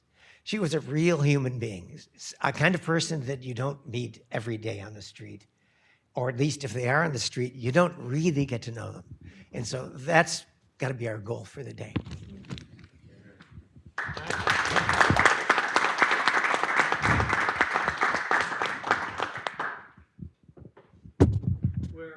We're getting close to wrapping up. Once again, we seem to have reached a rough consensus. Each individual speaker was totally brilliant. It's hard to imagine someone couldn't agree with everything they said, but there's some rough areas of convergence along the way here. I'm contractually obligated by AEI. It's either our nonprofit status, community service, FCC licensing, or whatever, to go to the audience for some comments and questions. So in the event that someone has a burning video essay that they can hold to a minute or less, if you could ask for a microphone, I'll recognize you and identify yourself. John has to leave, so we'll go to him first. Thank you. Great panels, and thanks for organizing this. One of the things Bob and I were talking about as we've been listening to the panels is the great wisdom of Bill Thomas, who was the then chairman of the Ways and Means Committee, who said Republicans need to stop being for what the Democrats want and just spend a little less. And think about what their structural reforms are that they want to make to improve healthcare and be willing to spend a little money there. And what always haunts me is following the defeat of Hillary Care, we had an opportunity to pass a refundable tax credit to help people who didn't have access to employer-sponsored coverage to buy health insurance in the private market. And let's analyze why that didn't get enacted. It's because of the cost. It was scored by CBO, where's Doug, he left, as costing $90 billion over 10 years. If we had been willing to spend $90 billion over 10 years, which sounds like a lot of money to Republicans, we would have cut the number of uninsured in half and delayed the debate over socialized medicine for at least another generation. We didn't do that because we're stingy. And what happened next? Obamacare, which cost 10 times that. So the words of Chairman Thomas, I think, need to echo in our ears. We have to be willing to make investments. Health savings accounts weren't free when they were added to the Medicare Modernization Act, but they have saved money and improved the consumer experience in healthcare. And we need to be willing to expand that to more populations. But guess what? It's going to cost money. So there's my Okay. comment. Thank you, John. I thought I might have recognized back there. Can I Yeah. just, Oh, Joel. Go comment, Joel. Sure. is that on? Joel worked for Bill. He should Is that know. on? Is it So, working? John, I feel like I need to respond since I worked for Bill Thomas for 7 years, and believe me, his words ring in my nightmares and some of my dreams. You're absolutely right, John. And I think we need to be talking about structural changes and changing it, incentivizing the things we want to incentivize, namely consumerism, and aligning those incentives in ways that reduced costs. And I would say, when we enacted the Medicare Modernization Act, we enacted the health savings account law. And remember, John, we were watching, we said, if we got 1 million accounts, we would say this is a screaming success. We got 31 million accounts today, 68 million people with access to those accounts. And now we have an opportunity to say that anyone in the market, wherever you are, Medicare, Indian Health Service, employer, Obamacare, individual market, whatever, should have access to an HSA to help them, 1, reduce their costs, 2, fill in gaps in insurance, and 3, shop for services in a transparent market that lowers costs overall. Okay. Back to the corner. Hi, is this on? Paul Heldman from Nephron Research. Very compelling and moving presentations that raise a lot of questions, but I only have one, so I'll go to the topic of the moment.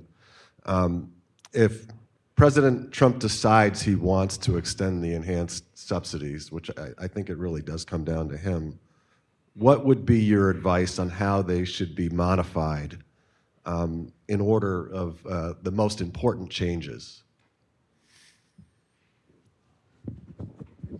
Well, I can start.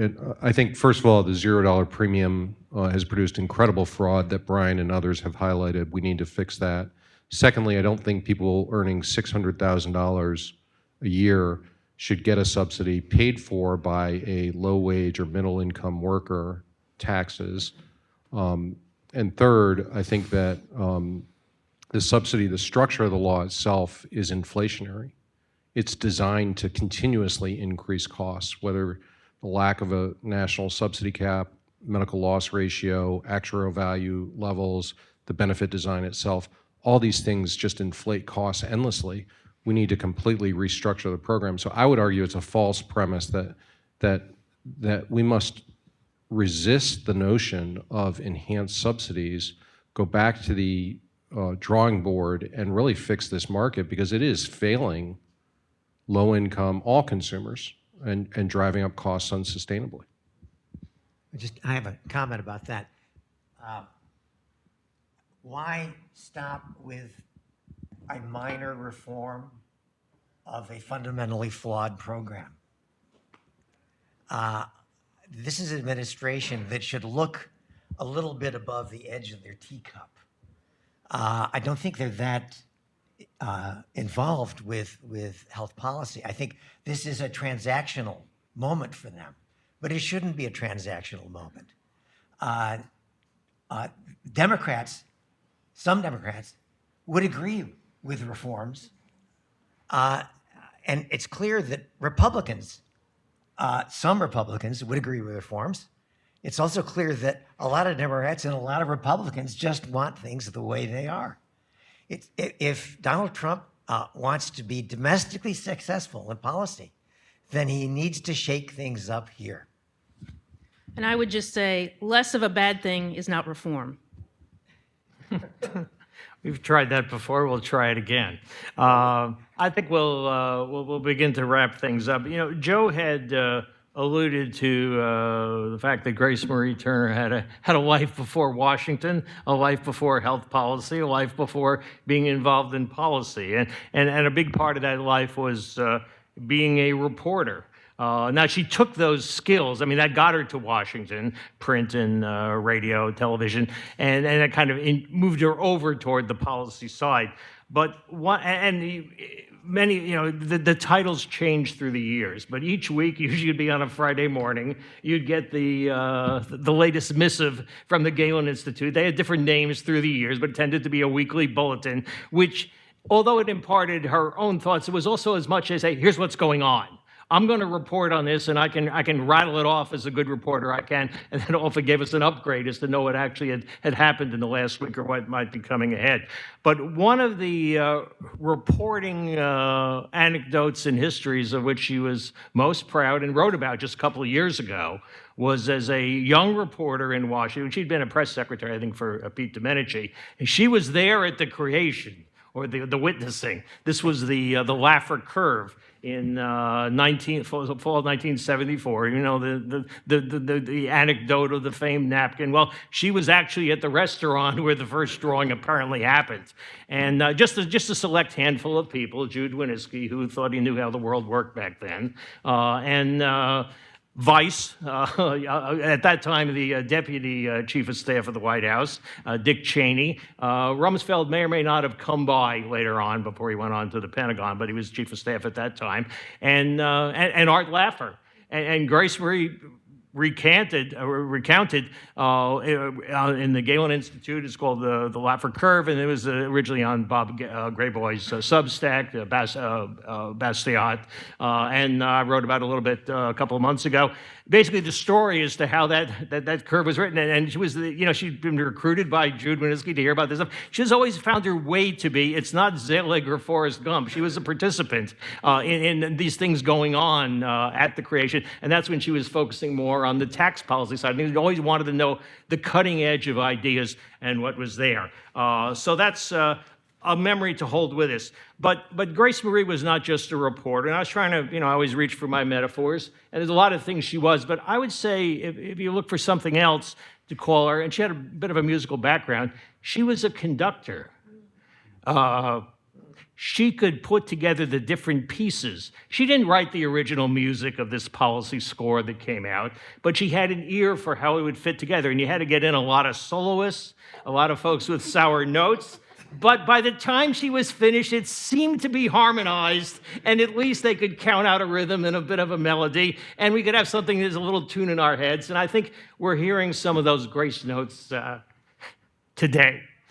So we're going to wrap up now. We want to thank you for coming, but please, we have an opportunity to share some more memories on a more personal level. Got a lunch right next door and come back into the auditorium, and we talk a little bit more about how much we remember, treasure Grace Marie, but also expand upon what we might be doing in the future. Thank you very much.